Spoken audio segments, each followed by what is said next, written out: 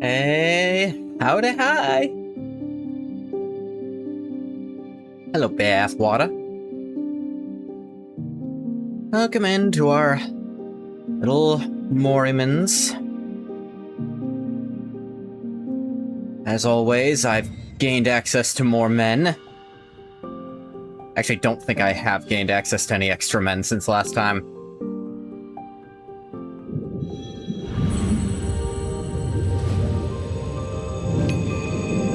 And nothing out of there.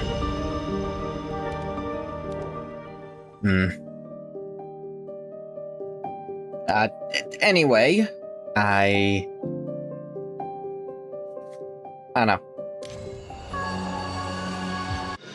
Oh yeah, we have more to this we can start with. Yeah, more of this opened up, because it's been a few days. First we had the family secret that they're all dragon riders, now we have the reason, quote-unquote. He is hard to notice. He makes no sound. He comes all at once. Like, everywhere? Ew. In their flourishing years, people speak his name as though it has nothing to do with them. So they realize he has become a friend who follows like a shadow.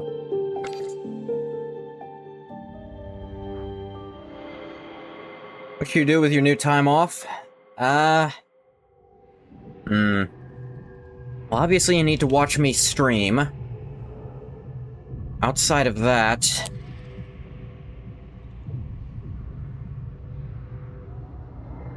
put out some feelers for another job. Not necessarily taking it, but, you know.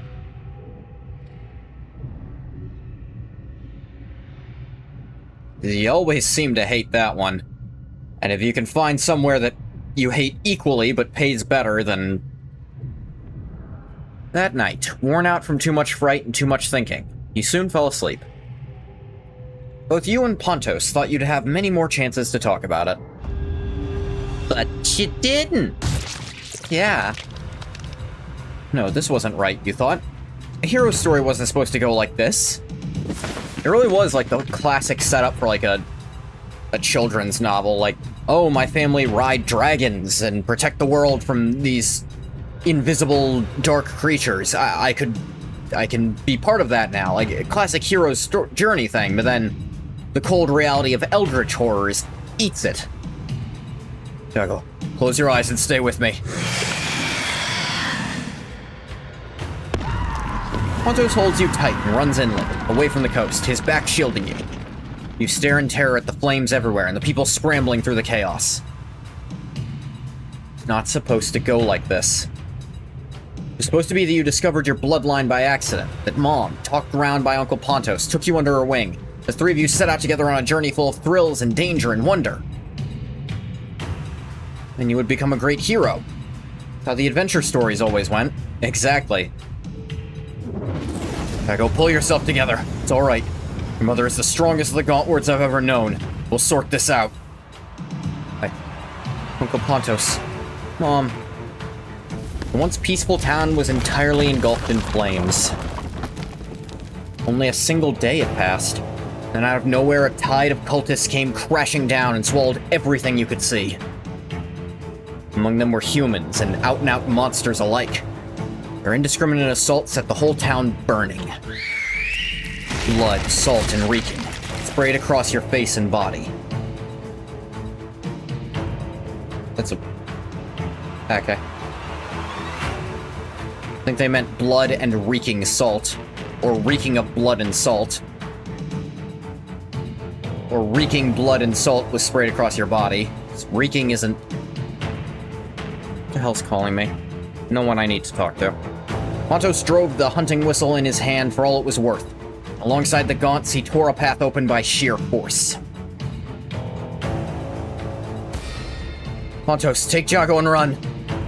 Laisha, fighting with the other Gauntwords to hold the tide back, saw that you were safe. Her eyes lit up and she screamed at Pontos with everything she had. Three! A gaunt's claws shredded another head shaped like a sea anemone. Laisha flung out a lash at the same murky white light Pontos wielded, stopping him from charging toward her. We can't win this one, but we can still buy you a little time. Run. Get as far away as you can. You kidding me? It'll far worse cultists than this without breaking a sweat. You'll be fine. Besides, you know we always have a way out. You didn't know what Uncle Pontos meant by a way out. You only saw his gaze fall on that hunting whistle, one he hadn't let out of his hand since the day he came back. Some secret ability? No. Never. I know what you're thinking, and I will not have my little brother trapped in that wretched place forever. Give yourself the... rapture possibly? Feed the dissolution. Aisha! In a furious tearing of scales, a cultist whose body had already been ripped half open lunged at Laisha, his crimson eyes bulging, gibbering in a frenzy. Then, a teeth-aching sound of skin and muscles splitting open. Two bodies striking the cobblestone. The sound of viscera spilling out. And then the world went abruptly silent. You could hear nothing, see nothing. Blood. The night sky, the moon. The crimson moon hanging far, far away in the distant sky.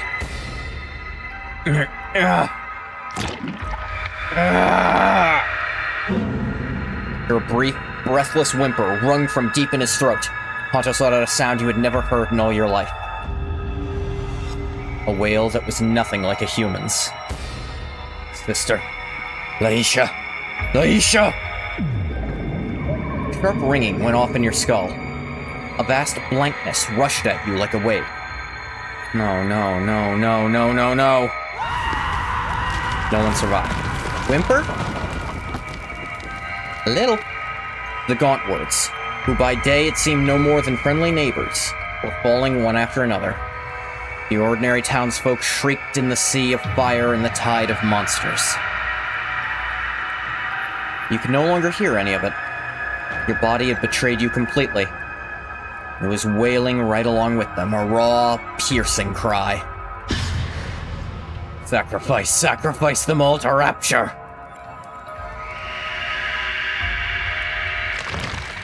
The other cultists locked onto you without the slightest trouble, just as those scaled claws dripping with blasphemous slime reached for you.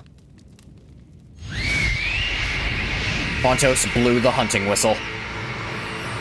You'd never heard a sound so shrill and so ancient.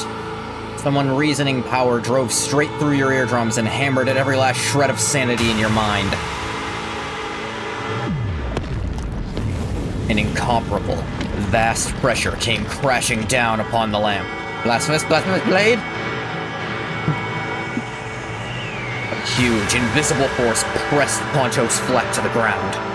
He didn't seem to feel it at all, eyes wide enough to split as he recited an incomprehensible prayer. Master, Lord of the Admiral, by the name of whom I call upon you. Countless beings shaped like black arms reached out from a rift deeper than the most ancient ocean, groping toward the one prey they desire. And the master they have chosen. Take my flesh, take my soul, take everything. That's what it feels like to be a homophobe when a gay person is within 50 feet of them. I must escape. They're all coming for me. Play Elden Ring, you have to try not to use a blasphemous blade again. You gotta go for some build variety.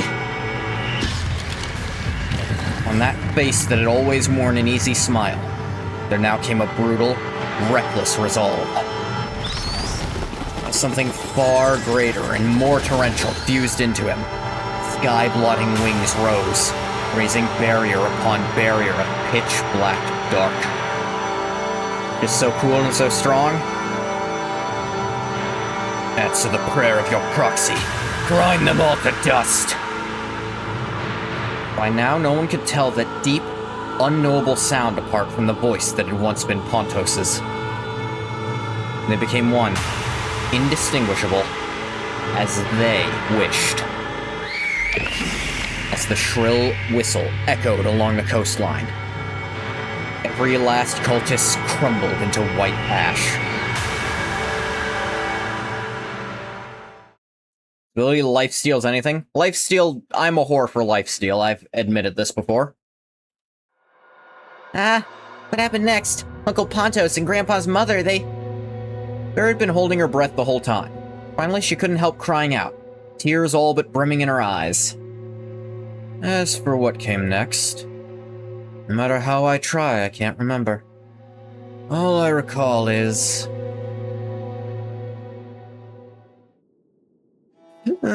Yago! Thank goodness you're finally awake. My dad, Aunt Laisha, everyone, our whole town, all of it. For your childhood friend Orny's account, choked with sobs, you learned the entire town had been wiped out in a great explosion. Only a handful of people had survived in the rubble, sent off to relatives or friends in the neighboring town. You had slept for 4 whole days. No, it wasn't an explosion. Clearly remember... Ugh, my head hurts. The sharp white noise in your skull dragged you back down into a daze. When you woke again, you found yourself dimly cradled in someone's arms. Mom? Mom? Don't move too much. Your wounds haven't healed. You'd seen with your own eyes how the cultist tore Laisha's belly open.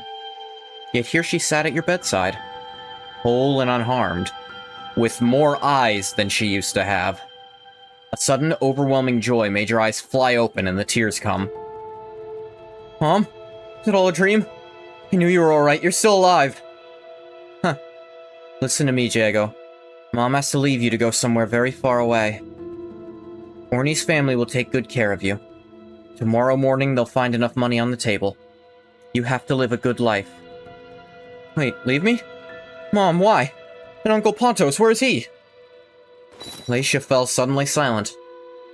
After a moment, she gripped your hand tight, pressed the copper compass you had dropped back into your palm, bent down to kiss your forehead. Hold on to this, Jago. Swear to me you'll go on living somewhere safe.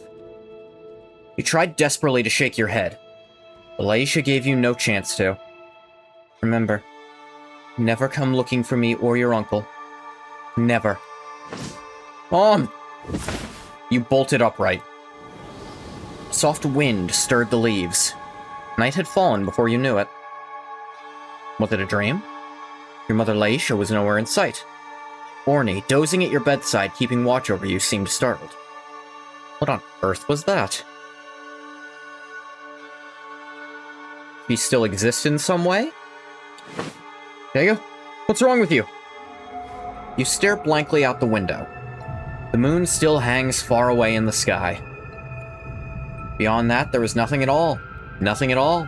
Nothing at all.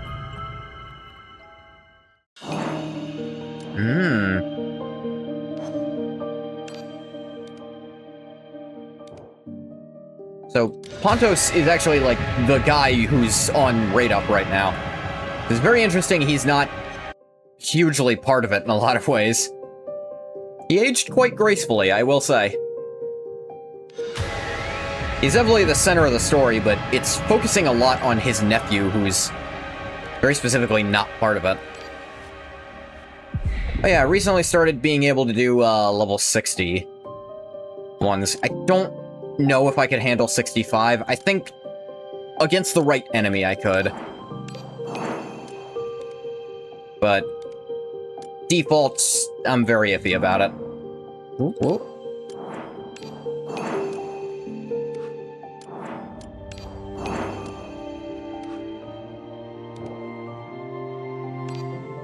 Best thing ever. Yes, don't worry. Only gone on a long trip. He'll find you. He tracks you down every single time. There's always another reunion waiting for you, long overdue.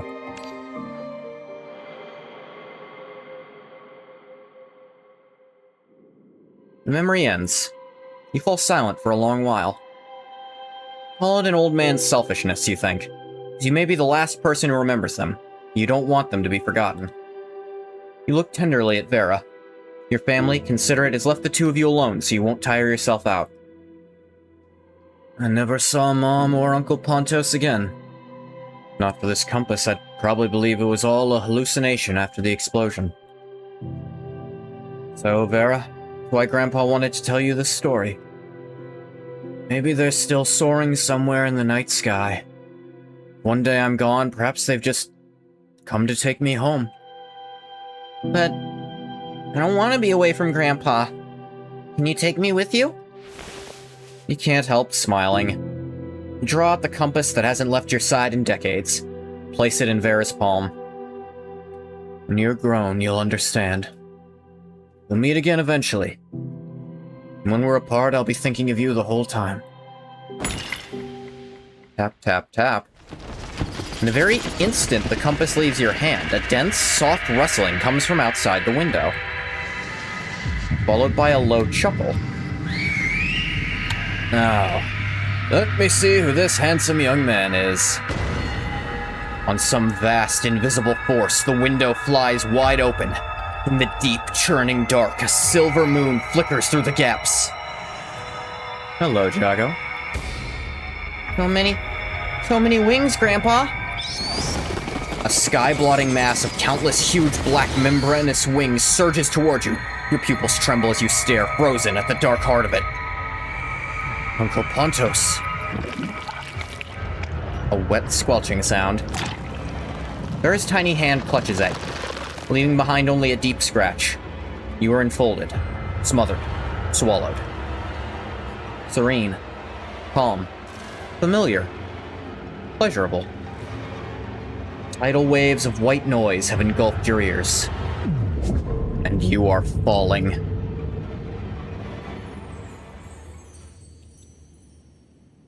Jago, wake up. No more sleeping. Today's revelry is about to begin. Everyone's waiting for you. Yeah. Sharp white noise sends a stab of pain through your eardrums. Goddamned right it does. And you bolt upright in bed on reflex. Told you he'd come around in no time. My Jago is a remarkable little fellow. Pontos nudges Laisha with his elbow, grinning. Orny, Uncle White, so many familiar faces are crowding around your bed. Your mind feels as if it has sunk into deep water. You can't shake the sense that you've forgotten something. And a strange ease in your body feels subtly wrong. Uncle Pontos? Mom? What happened? Why is everyone here? Oh, you went on a long trip, little one. Took me a very, very long time to find you. Now I've brought you home. The evening sun breaks through the clouds and cuts the sea into shimmering scales of light, scattering like flecks of gold across the window panes. You're back at the seaside inn where you grew up. Alright, this is... Huh? Yeah. Abyss, Bunosaska, Abyss, Abyss, Abyss. It sees. A throbbing ache, a shoving pressure. The town's name catches on your lips. A screech like iron, scraping glass, slams from inside your skull down into your throat, till your brain turns to thick, gluey paste. Until that warm, rough palm cups the back of your head. As always, he laughs and presses his forehead to yours. Hey, come back to me! What's wrong? You slowly open your mouth, groping for your voice. Pontos watches you intently. You don't understand. The way he looks at you, it's the way someone looks at a thing they thought they'd lost forever. Like looking at the most precious thing in the world. Welcome back to Ebuenos, Jago. Consciousness floods back. You stare at all the familiar things around you. The sunlight baking the floorboards until they sweat out grains of salt. What?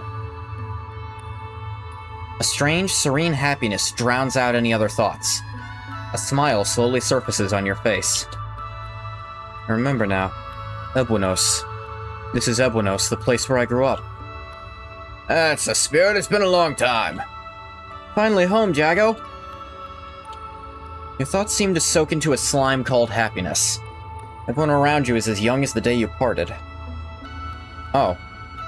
Parted. When did you leave Ebuenos? How'd you come back? Seems only a little while ago you were lying in some other bed. You had a granddaughter named... What's on your mind, little one? Pontos leans back against the window.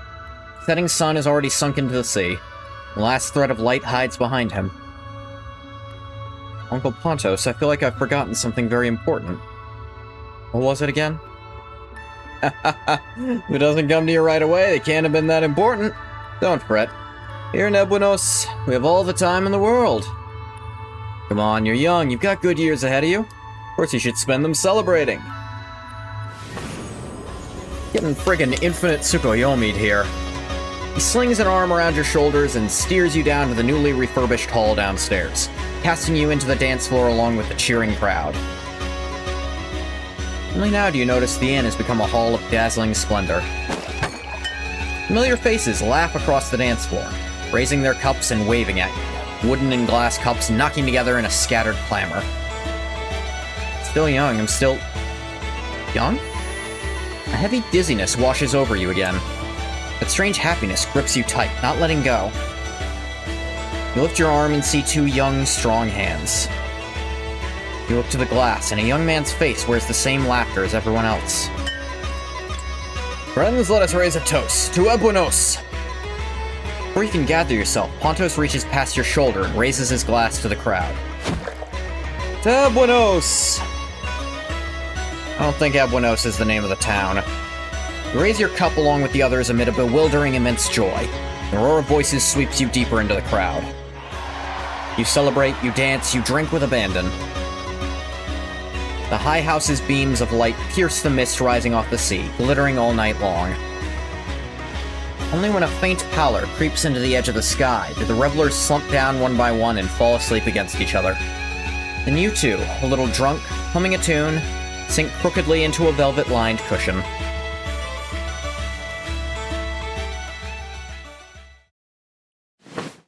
You're almost dozing off when you suddenly see Laisha's face in a corner of the hall. You hurry over to her. Mom, wait for me, where did you go? I didn't see you all night. An inexplicable panic seizes your heart. Can't help murmuring to yourself. So strange. Didn't I just go on a long trip? Why do I feel as though we haven't seen each other in a very long time? Your steps jerk to a halt because of the look of utter helplessness and grief on Laisha's face. He's found you, my poor Jago. You shouldn't have come here. Hurry, think while you can still remember. Remember what kind of life you lived. Your mother's tears fall on your hand, cold enough that you flinch on reflex. The chill air sends a shiver racing across your whole body. Look at these people around you. Look at me. Look at what we should be. Reach into your pocket, Jago. Lopsided, rough, a little prickly. There's a grasshopper there. A grasshopper made by Vera. Named Vera. Vera? No, I've already... It's been a long time. I'm dying. I'm lying in bed. I had friends. I had the love of my life. I had children. I was... Everything around you spins in chaotic discord. Two completely different trains of thought tangled together. You clutch your head, doubling over in pain, gasping for air. Goodness, Jago, what's wrong? You've gone so pale. Orny barrels into you from out of nowhere. The droning in your ears vanishes all at once. You look up, and Laisha is already gone. Orny, no, I remember now. We grew up together, didn't we? It was at your graduation, your wedding. You shouldn't be so young, we're the same age, we've both grown old.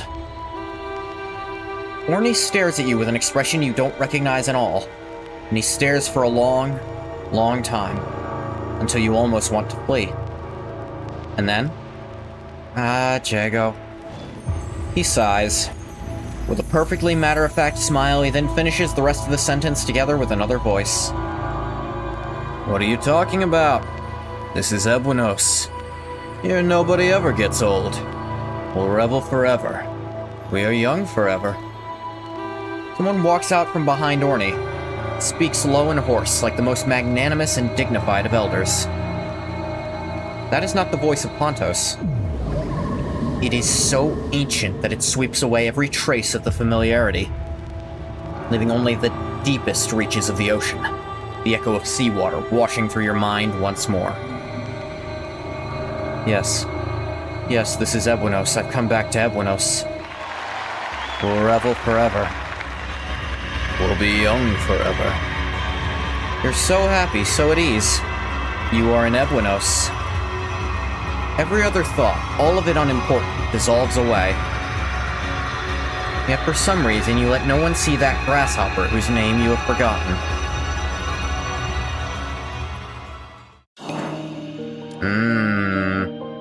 Really? There's no combat in this whatsoever? Weird to do a psyche deep dive like that. But there's gotta be combat at some point, because they can't make a hard mode otherwise. Time washes away most of what you leave behind. Most people grieve a little while, and then their lives go on without you. On the rarest of occasions, when luck isn't on your side, you'll catch the eye of a control freak who refuses to let you go.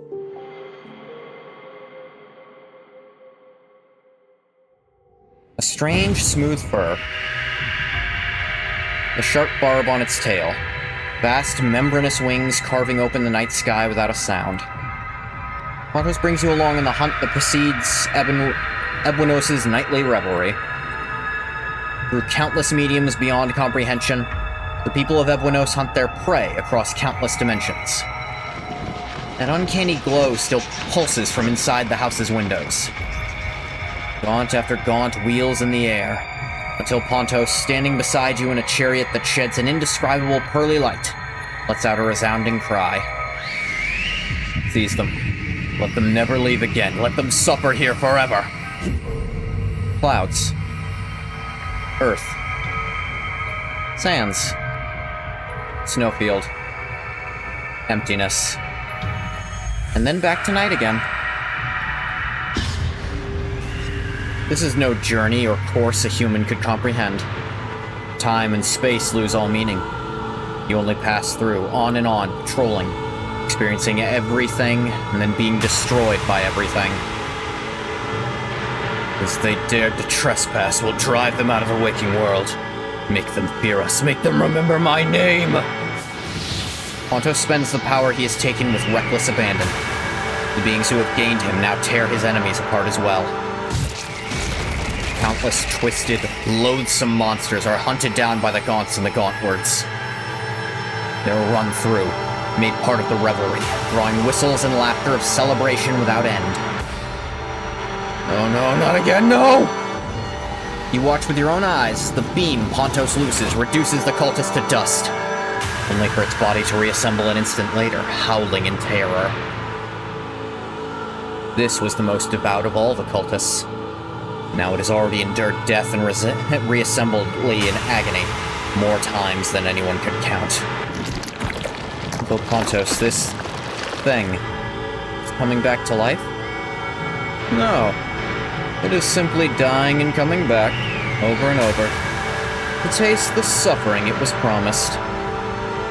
Sometimes I let them die, as long as they give up worshipping these foul, blasphemous gods. If their faith runs too deep, not even death can release them from their suffering. As lightly as if it were a trifling matter, Pontos raises his palm. An invisible force spreads the cultist's arms wide and folds its upper body down, while it kneels prostrate before him. Come, tell me once more. Do you still worship that filthy god of yours? No. No, please, I beg you, let me die. Just let me die. There is no savior. There is never any savior. There is only the abyss. Only Ebuinos. Good. Lift your head, my quarry. Bare your throat. I don't like the use of the word savior there. That implies something about who this is. The cultist. Mind in ruins, lets out a twisted, sobbing laugh and, crawling forward on its knees, cranes its neck up in a grotesque posture. I'll grant you the gift of death. The light melts its throat away entirely, like a hot knife through butter. Its body collapses at once into ashen dust and is swept off into the sea on the wind. This time, the pitiful cultist does not come back. Where do the others go? The monsters that get caught. They're in Ebuinos too. An Ebuinos just as eternal, only without the joy. There, nothing exists. Even pain would count as a mercy. Complete sensory deprivation, that is true hell. You half understand. The moonlight shines. The Gaunts guard you as this strange journey draws toward its close. Close your eyes, Jago. You fall into the moist, familiar, tight embrace of darkness. Then darkness swallows you whole. One thing I'm wondering about this story is the Keeper seems completely unaware of their role in this. They seem to be totally engulfed in Jago's persona. You're back at the house. Ponto steps down from the chariot and raises the curtain on yet another round of revelry. Seems this one really likes you. Near the windowsill by the terrace, Pontos draws apart from the bustling crowd and reaches out toward a gaunt that hovers, unwilling to leave. So many things I can't remember, and I don't know why. But Uncle Pontos, you're not human anymore. And this isn't the world as I understood it, is it? Am I already dead? As if he hadn't expected you to ask so bluntly, Pontos raises an eyebrow in mild surprise, and then he laughs. My dear little one, of course not.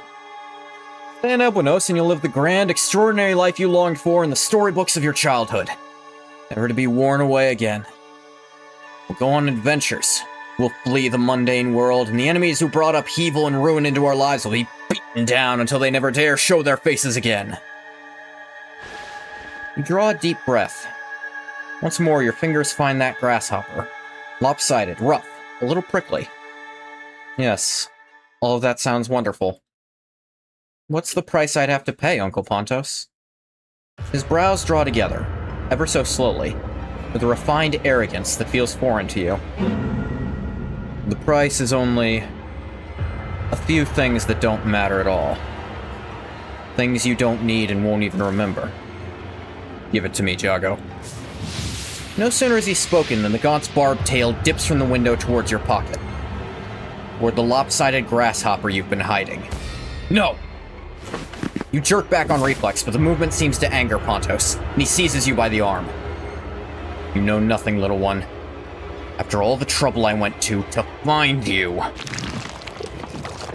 Ugh. You freeze where you stand. It isn't only Pontos' fingers against your skin now.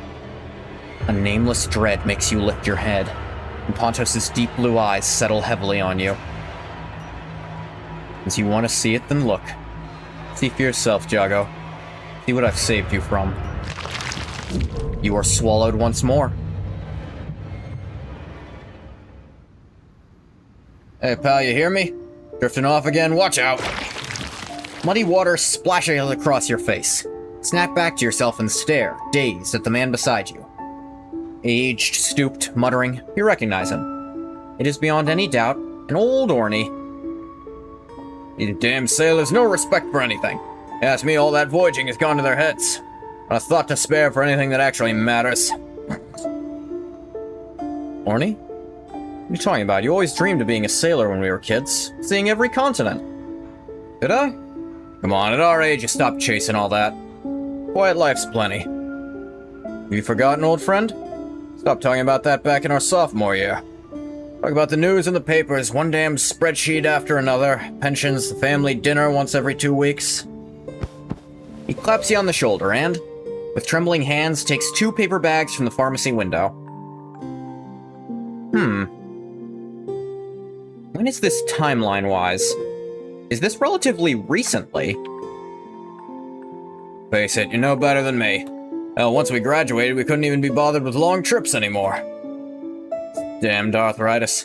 Thank God, aside from you and these painkillers, nothing else that needs me to leave the house anyway. Loneliness. We were young, we thought it was about as real as Bigfoot.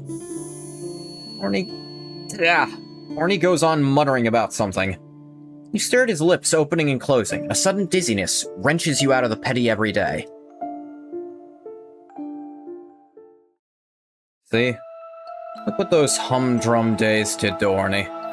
Go and look again at what you traded for. And you see, yourself lying in a bed, withered to a husk.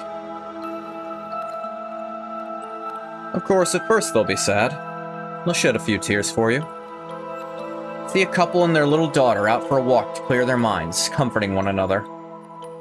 But in a week or even a few days, they'll get over it soon enough. Dinners, walks, off to university, who knows? Kids may hold on a little longer. Not much, of course. In the end, nothing will be left.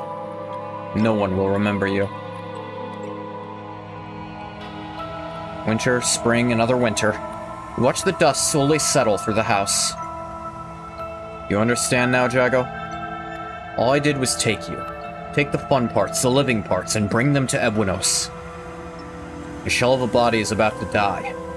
With or without you, everyone you've ever known will go on living their own lives.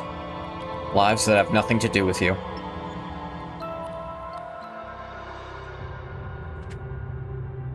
Now, Jago, think. Think carefully. Cast off that shell, give up those meaningless memories, and stay here with us. Horny, Uncle White, every single person on the crowded dance floor of Ebuenos, all of them suddenly notice you. Hey, why the long faces, you two? Just one big all over again. Come on, Jago, have a good drink with us. In Ebuenos, there's nothing worth worrying about. They laugh heartily, gathering you into their midst. People are now passing their spoils around. The tides are ringing in your ears again. Pontos holds out his hand, waiting for you to take it. Like that deal handshake you two made up when you were small. Ah, son of a bitch. I'll have to wait till next time to get the finale of it. The actual fight of it, too. Ah, man. I was really hoping it'd be done by now. But it's like one a day, so of course it stopped there.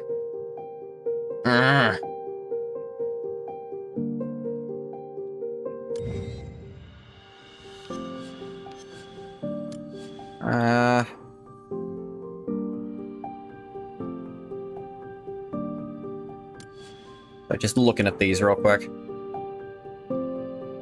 Da-da-da.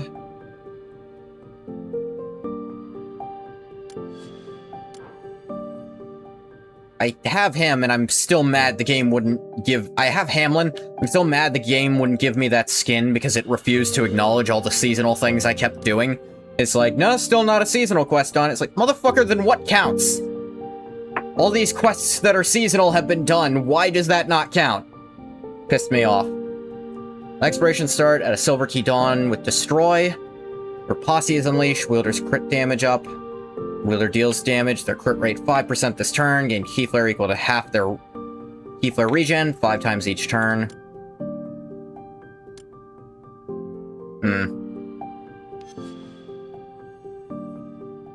What's this do again? Oh, yeah, strength down.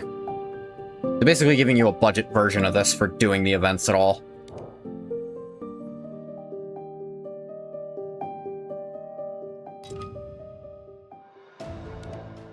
I tried the Trafes. I clearly don't understand anything about it.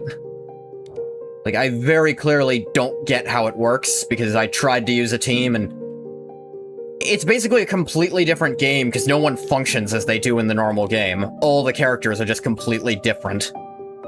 They try to keep their core function around, but characters that only one of my poison team actually interacts with poison anymore, and it's Nymphia. So, I don't know, it's kinda lame for me. Always be stepping on them wolves.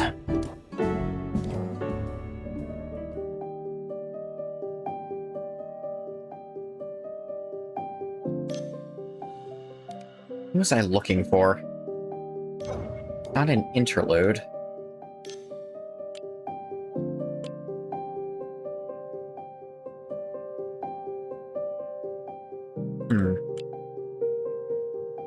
Yeah, Skybound Rail. Let's see if I can go slightly further.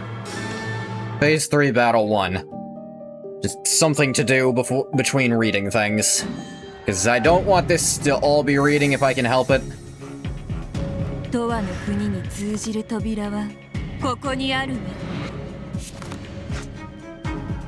Right, this has Echo on it.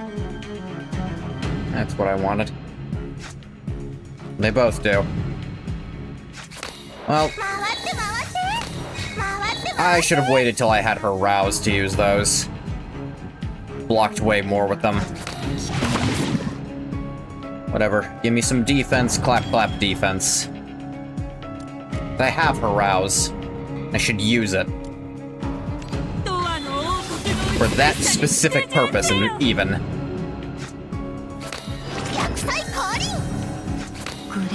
Like, specifically to heal off of.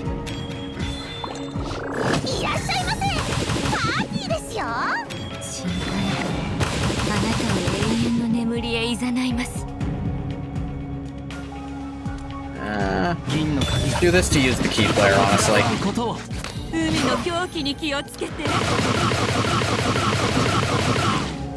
Tee-hee.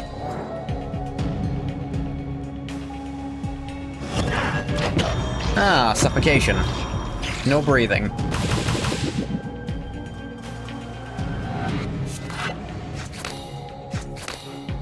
Ooh, they're gonna try to kill me this turn. Alright, already prevented that part of it.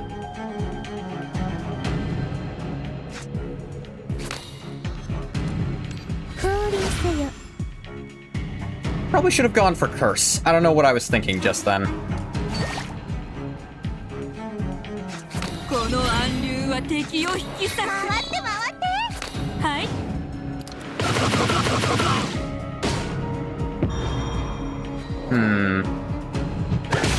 Owie.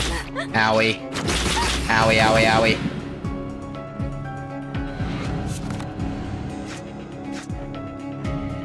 Not need to be using that.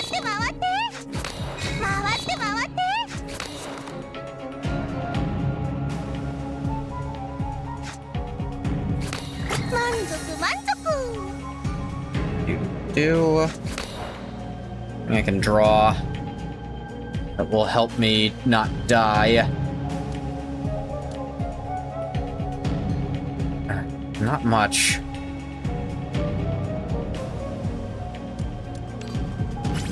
Get a zero-cost Toadstool.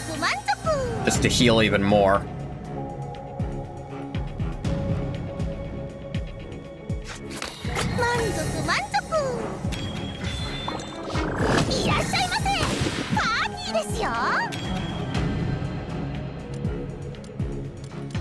Oh wait, there's a self-destruct I can use.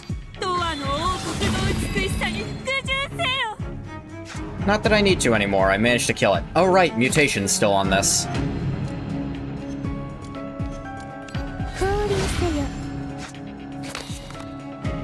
Forgot that actually lasts the whole of battle. Let's rage him, I guess. Get a bunch of tentacles. Poison might kill him? Nah, death resist, that's right. Despondency actually quite nice right here.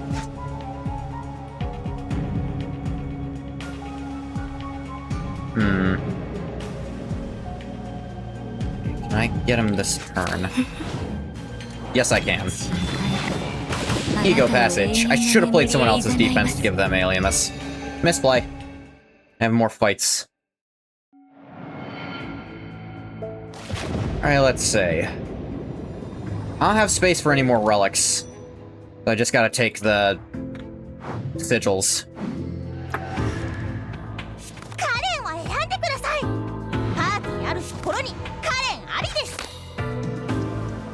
BLT.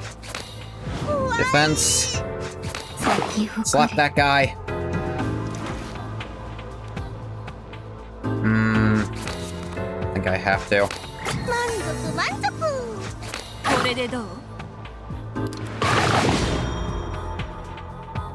Okay.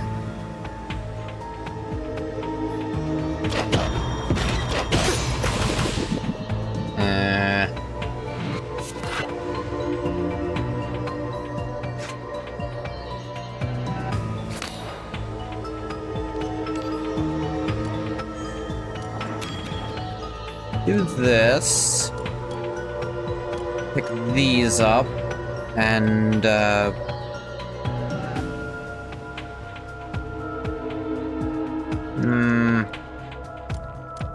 this, I guess, why not?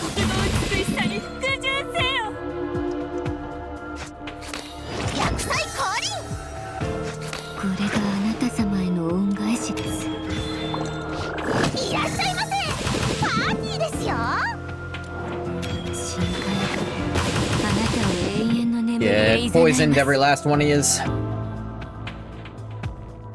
Let me see here. I have a bunch of tentacles, so it's worth it to activate that for a lot of poison.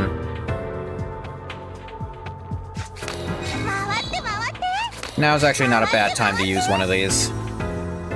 The tentacles will give me enough blocking for the rest of it.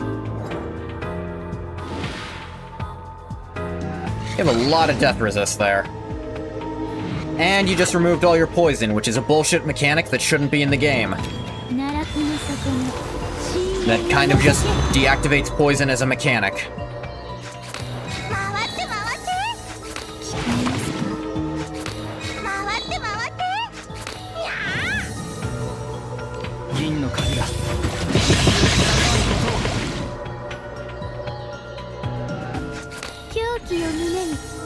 Get a little heal there.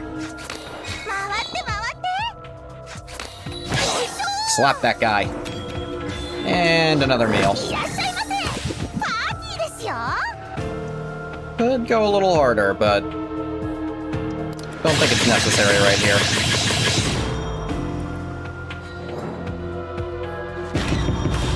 Didn't hurt.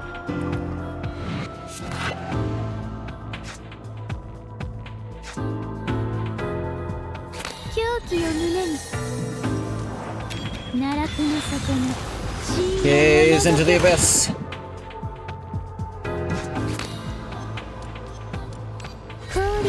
Let's get some elation going on.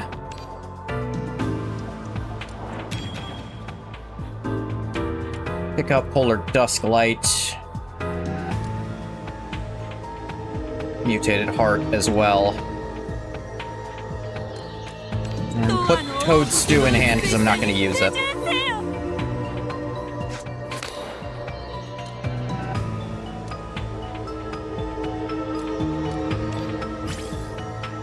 Zero cost Midnight Tidings.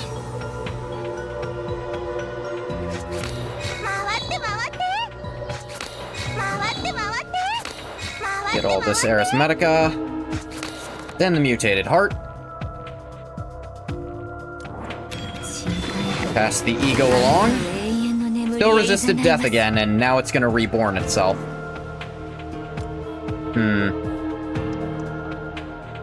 In that case, just start slapping it, I guess.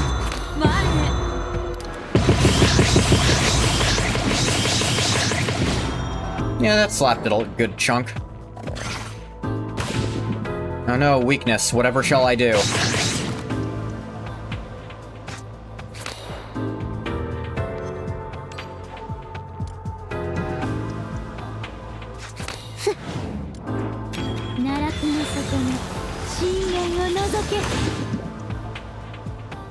Actually a good place to use Deep Currents. It didn't end up mattering. Whatever. Pale Skeleton, Half Submerge, and Pitch Black D-Slime. I mean, making me remove a card I don't really want to remove. I'm slowly moving towards just my deck just kind of being worse. The longer they do this. Here's the thing, I need a lot of cards, but it's forcing me to lose them because the alternative is... yeah, I'm not fine with this. Oh, hello, T. How's it going? I'm not crazy about how this game mode sets itself up in a lot of ways. How, at this point, I'm being forced to make my deck worse. Because these cards are useful. I guess she doesn't need strikes, I guess. These are all useless because I'm full and you won't let me get any more of the points to let me go up. Like, my money is useless at this point. Is resting after a dizzy spell? Ooh.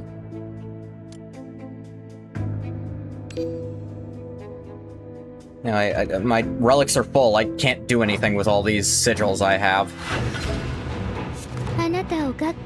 Oh, good, this fight.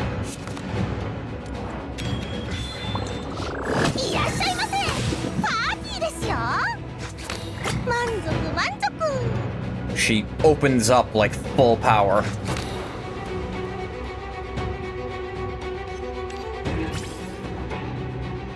Utopian Veil. Sure, let's add an insight to the deck and gain strength. Hey, insight.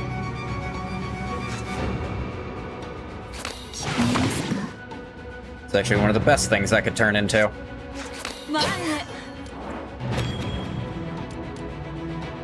Let's pick up our favorites.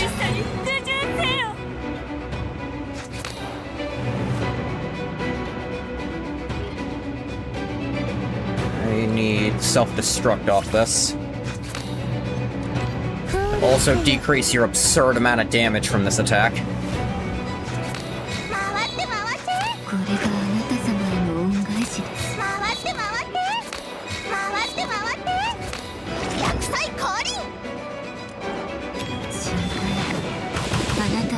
Take some poison.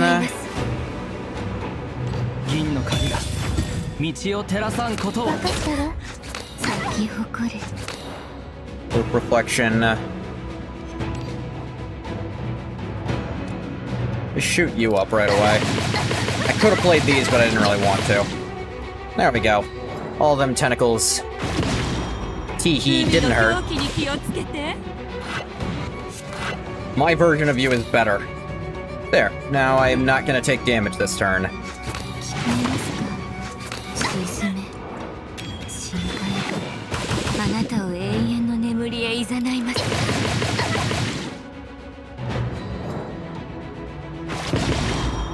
Didn't hurt. Ah, Undercurrent. A really non-sensibility.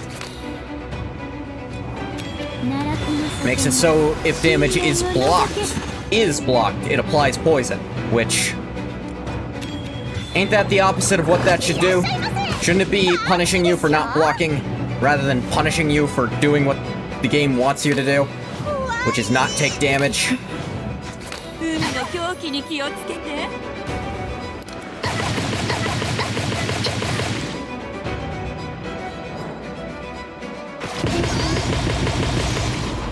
It's not a small amount either. I guess it's small relative to what you can do. Not crazy about immune to debuffs as a status you can just get whenever you feel like either. Because look at that. Debuffs are kind of how I interact with the other character. So, not sure what they want me to do. Just die, I guess. Yeah, my problem with this boss fight is it's very uninteractive. It actively punishes you for trying to interact with it a lot of the time.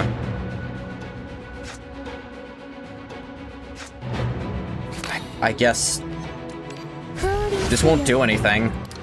There wasn't a point to playing it other than no point not.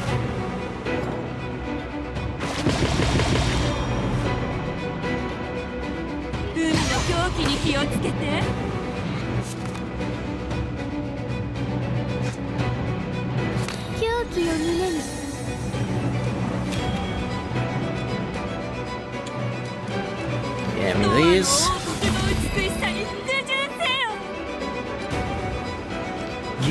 I can do this.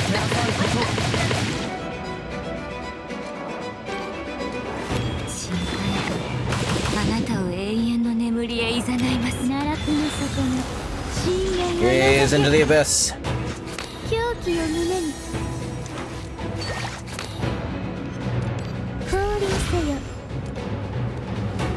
I do.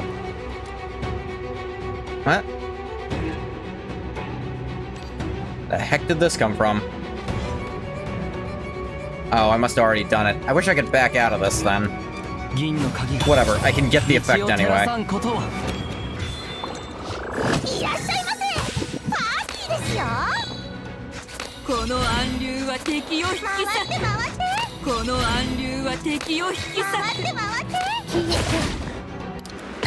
Now feel the pain of being really, really poisoned.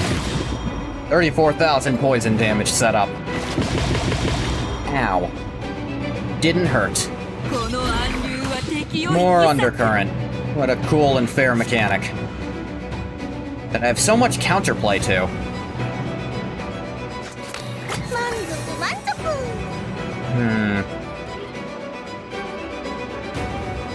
Best I can hope to do here is hit you so hard you have to go into your next state.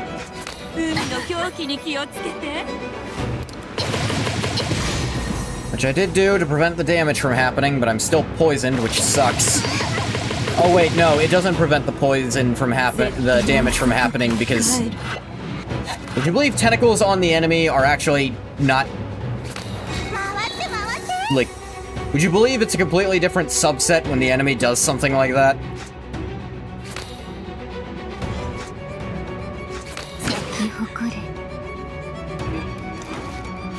Eh.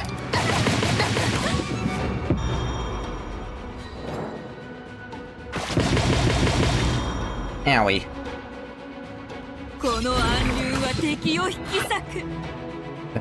God. It's just... Okay, it's like, they give them the mechanics that are really unfair for the player to have, but then also give them just random numbers of tentacles every turn, it feels like. It's like, yeah, I guess the enemy can use it if the player can, if they have to do the same things the player does to make use of it. The problem is they don't. They can just do it whenever. Like, they don't have to worry about any of this shit.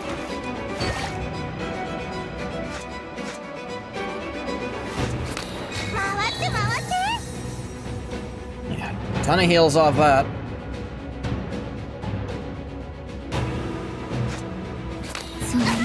And I can weaken you too.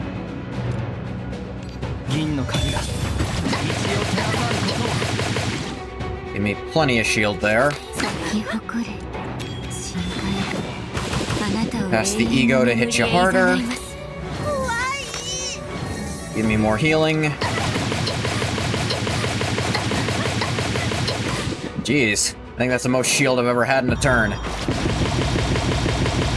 Unfortunately, that works to my disadvantage because I'm crazy super poisoned. Because that's not really a fair mechanic you have there. Oh, and the enemy's immune to debuffs now, so I lose automatically.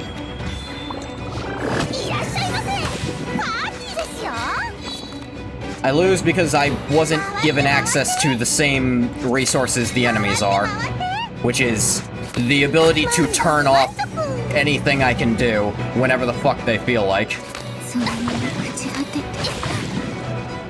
Yeah, I just die here because what do? I have 500 poison on me. And they're about to do, like, 1,500 more damage. Genuinely, what was the plan when making an enemy like this?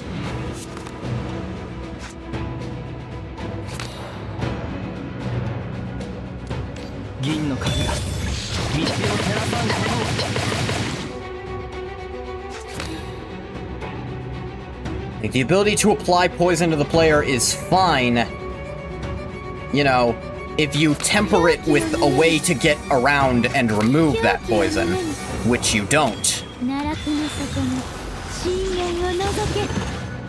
Like, unless I built, I don't know, I'm sure there's a character who can do that. By God, it's not a character I have access to.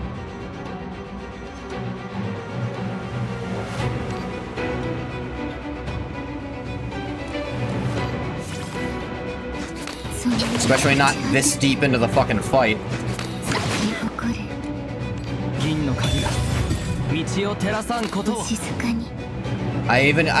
I tried to just barely pull out a win just then, and it didn't work. Just barely short. Yep, I lose.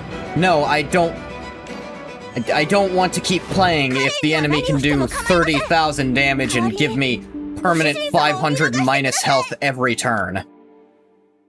Oh look, and I don't even get the Littleton's help. Despite going super far into that, I don't get any extras. I get no reward for doing that, which means next time I do it, it's just going to happen again. This entire game mode was set up by people who don't understand how roguelikes work.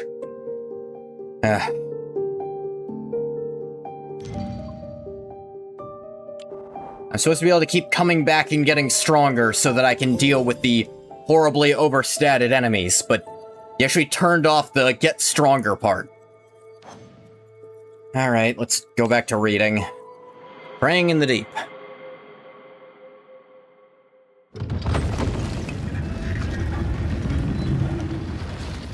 A low hum, echoing with ancient mysteries, breaks the solemn silence.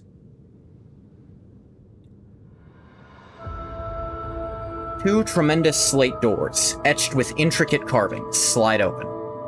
Pure, formless darkness waits within, devouring the outside light. The darkness offers its invitation to all who meet its gaze.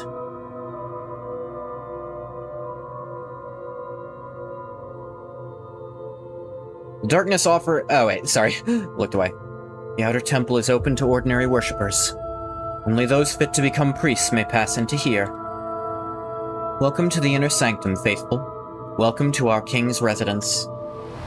A gust of wind greets them from the dim sanctum. The wild scent of the deep sea surrounds them. As the apprentices follow the priestess into the inner sanctum, the darkness strangely recedes. Light from nowhere pours down, illuminating the seemingly endless cobblestone path.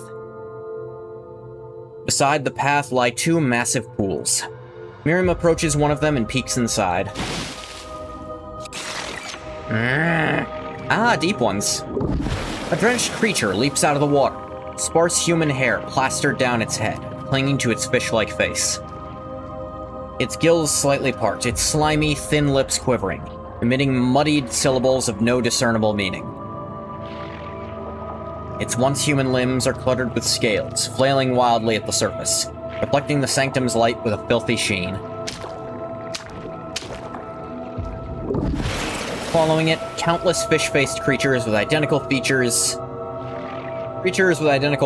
emerge from the pools, limbs slapping the water frantically, strange noises rasping from between their shark-like teeth.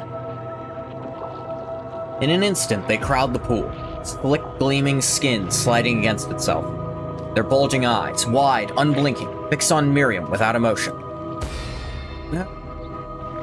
Miriam summons all her strength to keep from throwing up. These are... Yes, Deborah. These are the great pioneers. It's my first time seeing them face to face, so this is what they look like. A fellow apprentice named Deborah stands behind Miriam, patting her shoulders excitedly, undeterred by it being their first meeting. The divine revelation, it is said, was once delivered unto our king. Before Lemuria ascends to the divine realm, he shall use the holy blood to remake his people, granting them the strength to withstand calamities. These pioneers bravely take that step forward for the future of Lemuria. Once we become priestesses, it will be our duty to perform the conversion ritual. Just thinking about it, I doubt I'll sleep. Deborah greets the fish people joyfully, gently stroking their glossy faces. The other apprentices also bow, paying their respects to the pioneers. Miriam stands still, watching. The great pioneers. Would their families agree to such a title? To distinctions like this? Prayer hall is just ahead. Follow me, all of you. The slate doors close silently, sealing off the fish people's screams and the clamor outside. The apprentices kneel at their prayer seats, gazing toward the altar, the grand statue behind it, a breathtaking artifact of a human form, a throne, and writhing tentacles. The face is somewhat indistinct, a humanoid body seated between a massive throne and a myriad of tentacles. A stark contrast. This is the Lord's likeness. The elder priest emerges from the right side of the statue. With a wave of his hand, he stops the apprentices as they begin to rise and salute. Prayers lie before you. Read them, chant them, and, most crucial of all, believe in them. Your Holiness, if we accomplish these things, will we be able to aid our Lord? The high priest spares her an unreadable glance. The Lord will tell you. Now, pray. He leaves the room, leaving only one priest and a handful of guards with the apprentices. The light in the prayer hall dims. A faint, mysterious glow begins to manifest across the statue's surface. Miriam picks up the prayers before her. Huh. Text on the paper is not the common tongue of Lemuria. Shrouded with complex hieroglyphs, it seems to possess more dimensions than the space of reality itself. Miriam wonders whether the strange glyphs come from ancient inscriptions, or perhaps from another world entirely. Yet their meaning enters her mind unbidden the moment her eyes meet the page. Countless scriptures flood Miriam's mind. Their meanings unravel with overwhelming vastness. Her fragile human skull stains under the weight, edging toward collapse.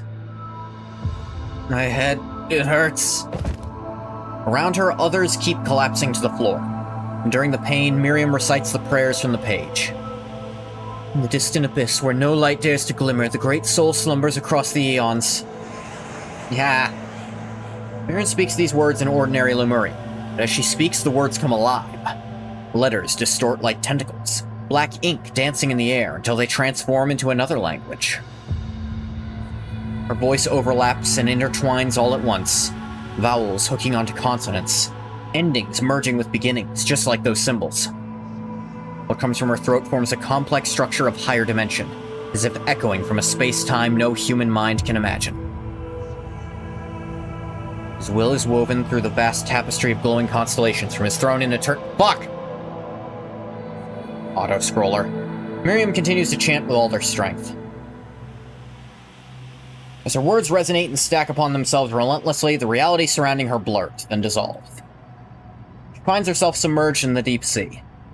Weightless water flows in every direction, more illusion than substance. It shimmers with silvery light. Luminous stars scatter everywhere, drifting, flickering. Miriam feels she too has become a star. Her own faint light is being drawn somewhere. She looks toward it. Countless lights swirl with luminous foam, chasing each other toward a distant, blurred silhouette. Silhouette of a human body, a throne, and innumerable tentacles. Is that our lord? Tulu? He stirs upon his stone throne, as if disturbed by a sound. As he wakes, the entire illusory space dims for a moment. Behind him, the blurred silhouette of an old man takes shape. You have heard her voice, my lord. The king of Lemuria sits upon the throne. I am but a successor. You should not call me that.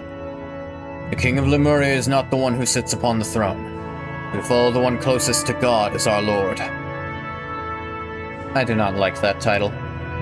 In all his long life, his majesty heard but a single oracle. But one prophecy was enough to seat him upon the throne and to make him the faith of his people. Prophecies you have heard already surpass those of countless kings before you, and yet you are still a child. Upon you, all of Lemuria's hope is anchored. Our king's days are numbered, and his will is already made clear. Soon you will ascend the throne. You must grow accustomed to this title, my lord. The young boy leans back wearily, arguing no further. To reach me and to witness my form on her very first prayer. Is she the one the stars revealed? It is she. I have verified it. If the stars have not erred, she is the future of Lemuria. You do not think so. She has talent, but her heart is divided. She cannot serve you, my lord. She believes neither in the prayers, nor in you, nor in the future of Lemuria. She believes only in her family. Miriam lives in the real world. Such a soul cannot carry the destiny of Lemuria. To live in the real world rather than in delusion. That is exactly what I hope for her. Lemuria's destiny. No one should have to bear it. Noble wish, my lord. But born into Lemuria, we all have our duty to bear. None of us have a choice. Whether it is her or me or you, it is all the same. Tedious. I wish to rest. He waves his hand. The old man bows and vanishes into the infinite void. Before sinking back into his dreams, he glances once at those who offer their light to him. An unheard sigh vanishes into the boundless void. Ah. A heart-stopping sensation of falling, and then a sharp, stinging pain. The pain does not last long. Miriam wakes from the void and looks around. Those unable to read or chant the prayers have been ushered out. Of the remaining apprentices, some lie on the floor in pain, while others pray with eyes closed, blissful smiles spreading across their faces. Deborah sits beside her, slowly opening her eyes with a smile. Seeing Miriam's state, her expression turns to concern. Hey Miriam, you alright? My head is killing me. I was doing fine just a moment ago. Why did I suddenly get cut off? Something go wrong? Seems you failed. King's dream rejected you. Why? I clearly saw a silhouette. How did it suddenly... Priests enter the king's dream through prayer to offer him aid. To even glimpse the king's silhouette is a real achievement. Only the most gifted priests can do it. I'm not sure what went wrong either. It was only your first time. You probably just aren't used to it yet. You'll be fine next time. Thank you. And apparently doing that much on your first time is literally unheard of, so... She's doing well. Don't mention it. Keep at it. Every priestess must master this prayer. Whether it's for ordinary worship or the conversion ritual, needed to commune with the king.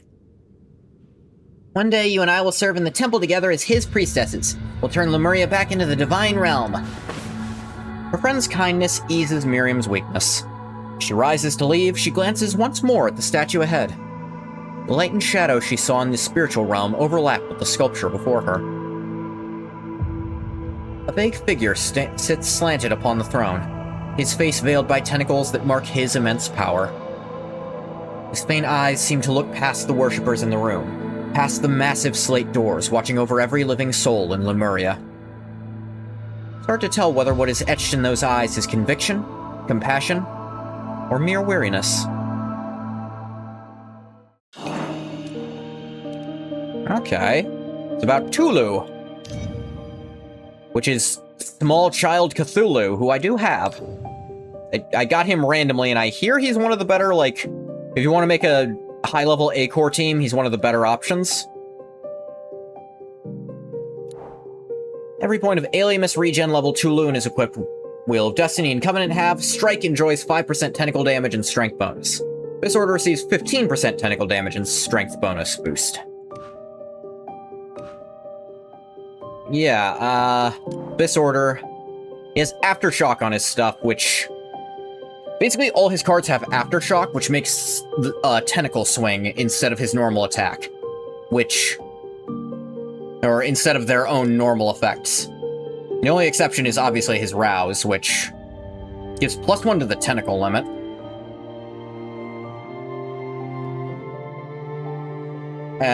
And his Rouse makes it so...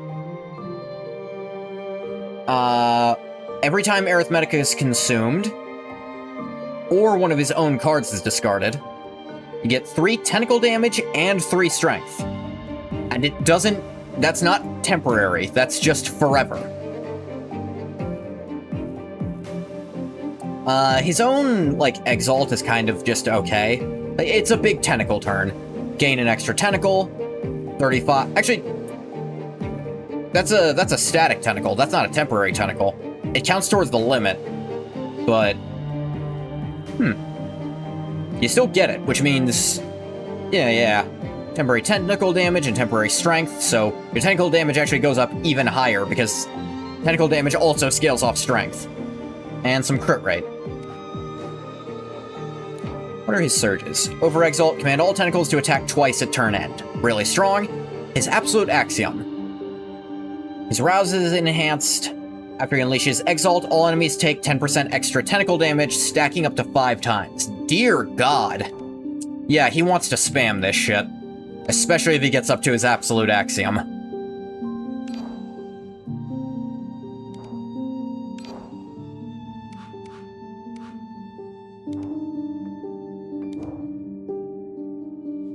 It makes sense they make fucking Cthulhu powerful as hell.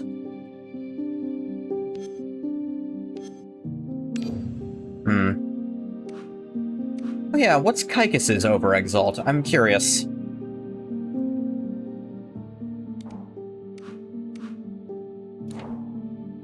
Over Exalt, 1 tentacle attacks 5 times, taking 25% counter to damage dealt. Oh, he has a... Okay, right. His whole shtick is he can make your tentacles do counterattacks. His Absolute Axiom, his Rouse is enhanced. After he plays a card, tentacle performs an attack, gains counter equal to half of the damage dealt. Yep. He is counter tentacles. Which makes me think I could maybe try to make a counter team with him in it. He's also decent passive sustain, like he doesn't even have to play his cards to get those. What would a team like that look like?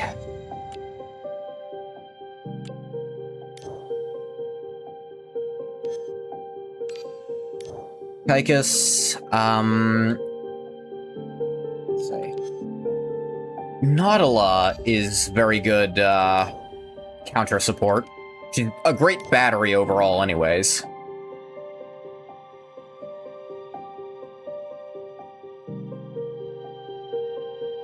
Who else?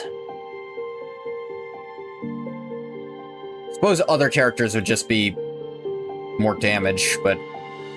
or more counter. I don't know who else has counter that could fit into these realms. And that's an interesting lineup I'm looking at there.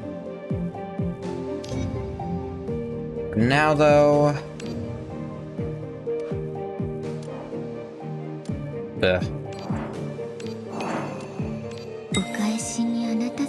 Should be upgrading Nymphia.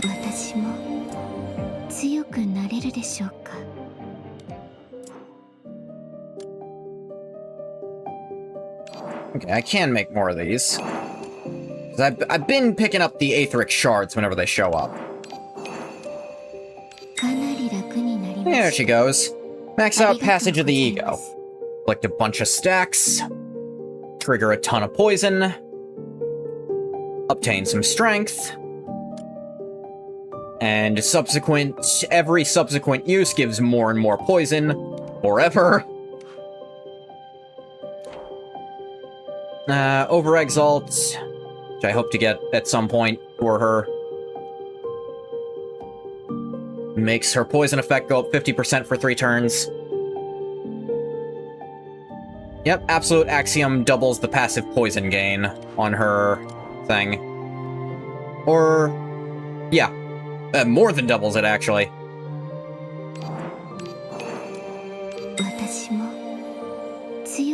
Yeah, that's... Does it replace the 15? I think it replaces the 15 with 20, which is still a very sensible upgrade. Just her poison is up forever. He really wants to spam her Exalt, and her Rouse makes her keep scaling up and up and up on applying poison.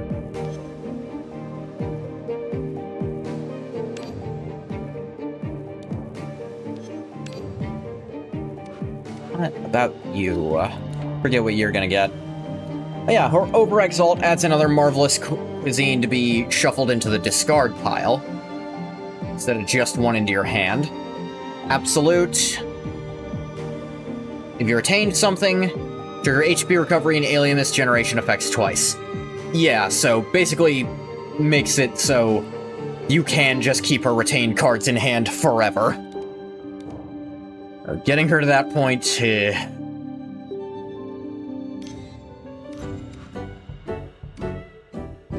Sediment Shop refreshed. Need to get my cores. And pick up my Prototype Horizon as well.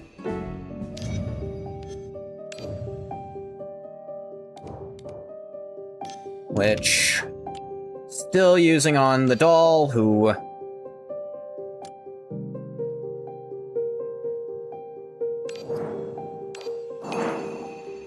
Doll Inferno Shard. And now she gets her Over-Exalt. Now at Over-Exalt, it doubles the Alien Miss it gives. All Awakeners poison counter and base damage plus 10%. And in boss battles, she also gets a stack of Finale faster. And if she's in Finale form, every 10 Alien Miss it consumes, trigger an additional 3% poison. Also upped her Alien Miss regen and Keyflare regen too, which both nice. I wonder if she's worth Gnostic Advance on. It's a lot of materials for me at this point, so I probably shouldn't be dipping into that. At least max out her Rouse, though. So now it heals half her Constitution, which her Constitution is currently 100. And she gains 50 Aliamus. Oh, no. She gains 50 when using it. She also, all of her Aliamus regen, she gets it every turn now. And if she's in finale form, half their poison also goes off at turn end every time. I don't end up using her finale form that much, I'll admit.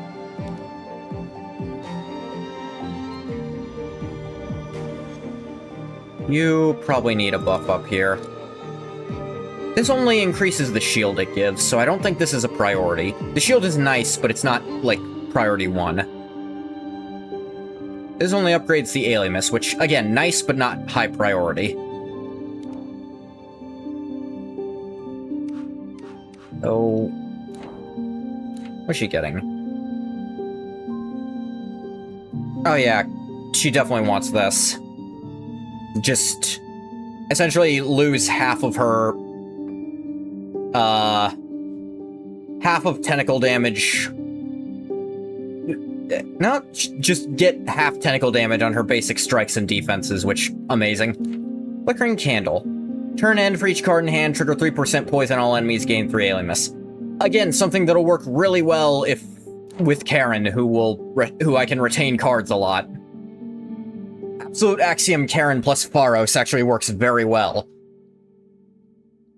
Because you can retain a bunch of poison, and Pharos can really stack up her Aliamus to draw cards even faster. Okay, Overexalt. Hand limit +2 is kick-ass. Turn end, choose a card to retain, reduce its arithmetic cost by 1 for 3 turns. Not bad. Absolute Axiom. She plays a card. It's 5% poison. It's 5... Okay. Inflict poison equal to 5% mechanical damage generated this turn, up to 3 times. Ah. So trigger 10% of poison, and put even more on. Ya moron. Hee hee hee. It's fun looking at what will take years for me to accomplish at the rate I'm going.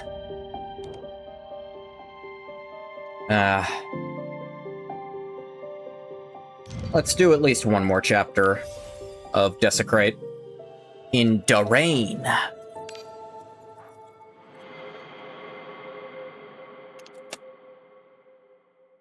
Several months later, she holds a ritual dagger, looking down at the half-human, half-fish creature laid out on the stone altar. The sound of wind, rain, and distant thunder seeps through the thick stone walls, echoing dully within the temple. O believer of our Lord, please open your heart and accept our Lord's... I'm sorry. She bolts to the side, clutching her mouth. Stomach cramps force her to lean against the wall just to stay upright. Miriam, are you okay? I'm fine. Sorry, Deborah. I've held you up. Worry about yourself first. You can't go on. Lucky it's just practice today. No priest watching, otherwise you'd be scolded again. Scolding is the least of it. If I were the priest, I'd have probably kicked myself out of the apprentice program by now. You know that? You're still smiling? It's been almost half a year and you still can't complete the conversion ritual. It's getting dangerous. Honestly, you learn those complex herbal theory lessons faster than anyone. Why can't you handle this one ritual? Do you not recognize the difference between stabbing a person with a dagger and learning how medicine is made? I'm sorry, I just can't bring myself to do something so cruel to them. I can't. You have such incredible talent. How could you not? The High Priest says, pray to the king with all your heart, forget everything else. You can do it. Deborah, I really... Every time I see those prayers, every time I see those fish-like creatures, I think of my family. The ones who came to protect me have always been my family, never the king. Shush. What nonsense are you saying? My lord, please forgive Miriam. Fish people have frightened her out of her wits. Please forgive her, please forgive her. Deborah bows reverently toward the statue in the prayer hall, and glares at Miriam. You have to watch what you say. The king hears you, he'll punish you. Actually, from what it sounds like, if the king hears her, he's kinda cool with it, because he wants someone who's not genuinely delusional, like the rest of you. Sorry. Shouldn't have said that. You shouldn't even think it. Forget it. No use rushing these things. We'll take it slow. Most Lemurians care only for the king. You seem to care more about your family. Come to think of it, I don't think you've ever talked about them. You haven't seen them in half a year. You must miss them so much. Want to tell me about them? Are you sure? It might take a while, and it's just a lot of little things. You got nothing else to do. You talk, I'll listen. Let me think where to start. There's my father, my mother, and my younger sister. When I was small, my mother passed away in a cataclysm. My father raised us alone. He's a great man. He's always protected our home. My little sister's the cutest. She's a bit scattered-brained, but she's smart. She really understands people. Actually, the two of you are pretty similar. Maybe I'll just take you in as another little sister today? Oh, you. You're really trying to take advantage of me, Miriam. Miriam rarely speaks of this to anyone. She's hesitant at first, her speech halting. Soon her words come smooth and light. She recounts each small memory of her family to Deborah in great detail, an unconscious smile playing across her lips, as if showing off her secret treasures. Amid the faint sound of the thunderstorm, they walk along the long, peaceful corridor, playing and chatting as they go. The day before I came to the temple, he cooked a whole table of fish for me. I pretended to love it, and I ate the whole plate. He looked so happy. If your father knew the truth, he'd be heartbroken.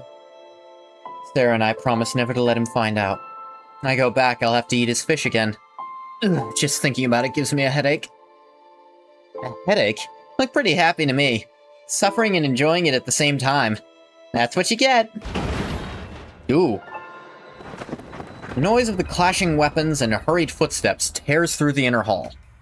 Ominous echoes interrupt their conversation. Halt! Emergency! Cataclysm! Southern Valley! Casualties! Recovery team! Watch for plague!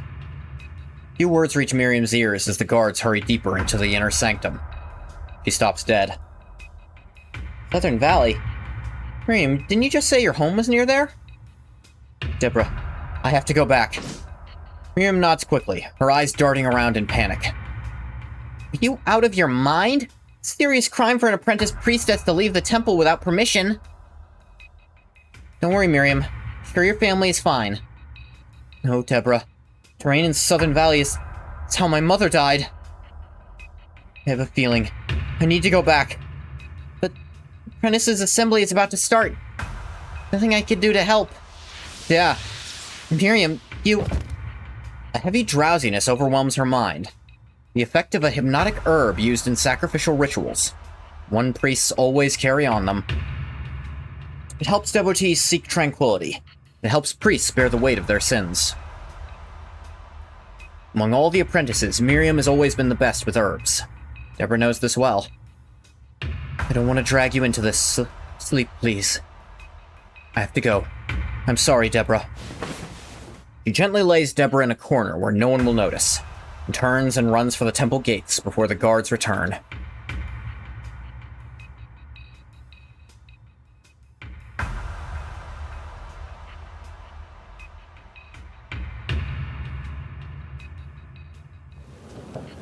Hearken unto the Lord, submit unto the Lord. Tempest, gusts, thunder. For the devout the Lord shall embrace. Houses collapse, crowds drown in rain or in tears. Stones fall from the mountainsides, engulfing the town like toy bricks shoved down by an idle hand. For the yearning the Lord shall answer. The world bleeds crimson in her eyes, the dying landscape blurred by desperation. After running through the rain for hours, she cannot be sure she is in her hometown at all. Why have all the familiar streets and buildings vanished? Why are so many of the familiar neighbors gone? She's poured every effort into reaching this place, but now her sanity screams for escape. Still, her legs drag her on toward home. The home that holds her countless laughs and tears. The home that has endured cataclysm after cataclysm, rebuilt and rebuilt again on hope. The home now buried in ruin before her eyes. For the suffering, the Lord shall recompense. Amid the ruins of sharp stones and splinters kneels the man on whom she has always relied. His back is hunched, curving into the shape of a tattered shelter against the flapping rain. But Calamity is spared not a single scrap for that shelter. No matter how he tries, the ruthless rain soaks through his body, dripping onto the lifeless girl in his arms.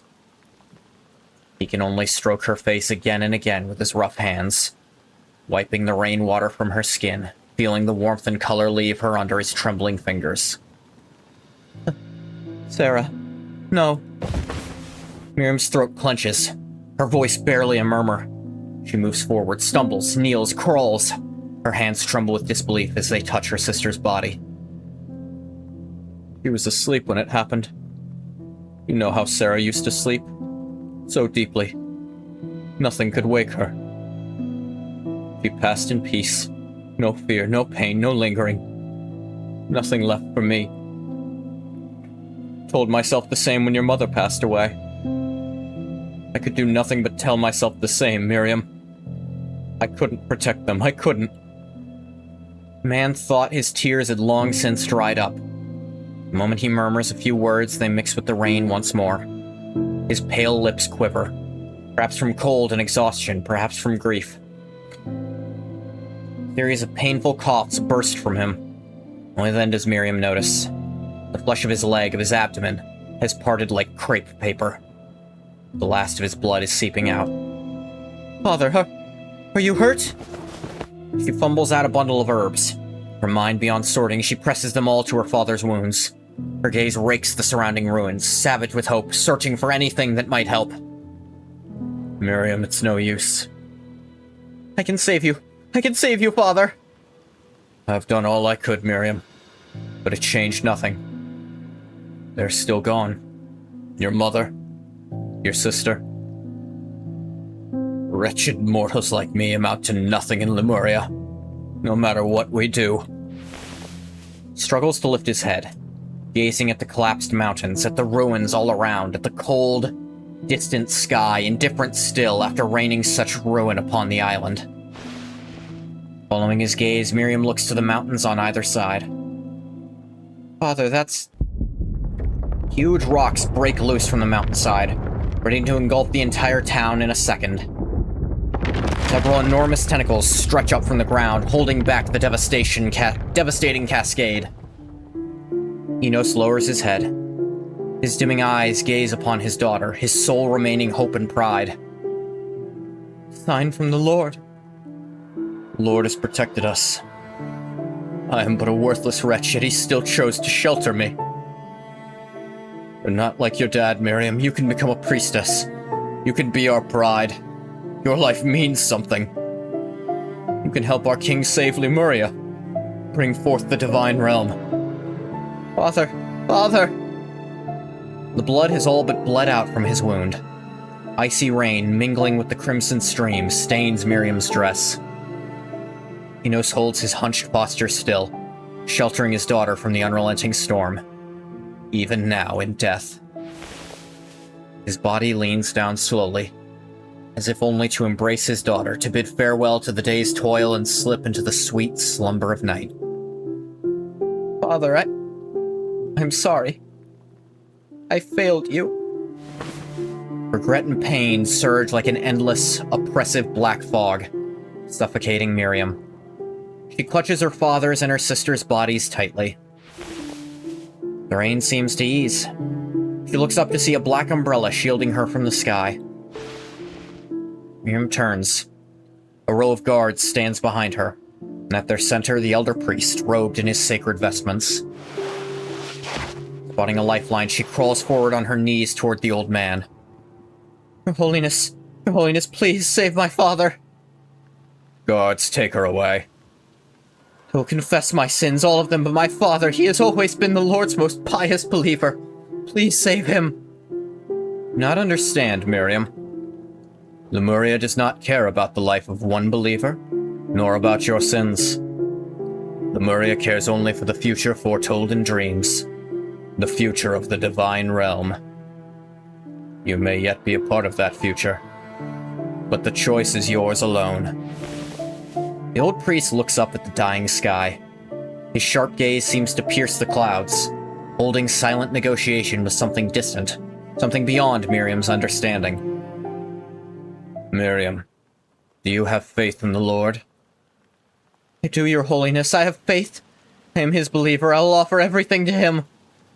Then, would you kill your father for the Lord? What? Miriam, do you have faith in him? The High Priest closes the distance, his eyes fixed on her, sharp as a blade. Miriam freezes. The question and the tone of it stuns her so deeply she forgets to plead for her father. There is a way to keep your father alive. Your Holiness? Now answer me, what is faith? I don't know. Your Holiness. Faith is where every offering finds its due, where every meaning takes hold. Faith is the exclusion of all impure thought. Only through faith in the Lord can you save your father. To arrive at such faith, you must first kill him. Your Holiness, I don't understand. The High Priest walks slowly toward Miriam, his eyes fixed on her face, scrutinizing every flicker. The only chance for your father lies in the conversion ritual. Forget your father, forget your family, devote yourself to the King of Lemuria. Praise him, obey him, hear his guidance, and perform the conversion ritual as every priestess does. This is the only way to save your father and to atone for your sins. He stares down at Miriam's frail, crumbling figure on the ground, as if he were beholding a prophecy of destruction and rebirth, of despair and hope. So, Miriam, are you ready to kill your father? Jesus.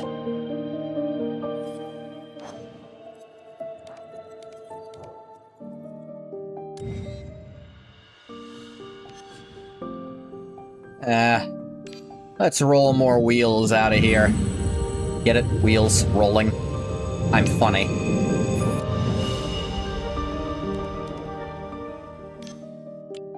And that's probably the last awakening I should do for a hot minute. Like, I should save up for next month to be able to do more of those, unless I'm dropping a bunch. Make sure I have 30 so I can still do that every time. Or maybe getting 30 is always easy. I don't know. Yeah, they just gave me 10 more. Dreaming of Wonderland. Let's see. Exploration starts, add a Dreaming of Wonderland to the deck. It consumes 2 Arithmetica, grants the wielder 20 Alimus and 3 stacks of mental interference. Unable to act, remove a stack at turn end. For all stacks are removed, next time this Awakener releases an Exalt, it's treated as an Over-Exalt. It's already an Over-Exalt and released, instead restore 100% base Alimus. Wow. That is a wild ability. I wonder who can actually do something with that.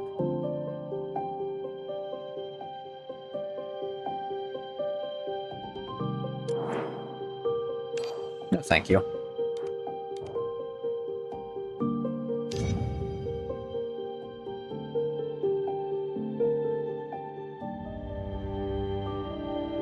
Come on, Lily. There you go.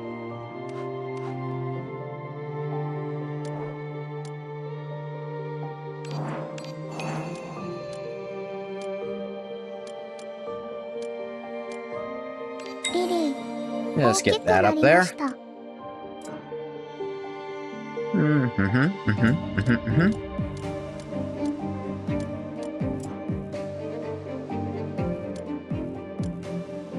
Only get these out of synthesis and conversion. Oh, it's not the right time of year to get those. Or week, probably. Whatever. Jeez, this story is long as hell. Feels like it's only just beginning, too. That's part of the fun. I think that'll do it for this time. I think 2 chapters of that is all I can really bear, attention span-wise, before I run out of, battle to do. Hey, I'm gonna stop the recording for YouTube here. Thank you so much for coming if you came. Didn't come, you don't get a thank you. Bye-bye.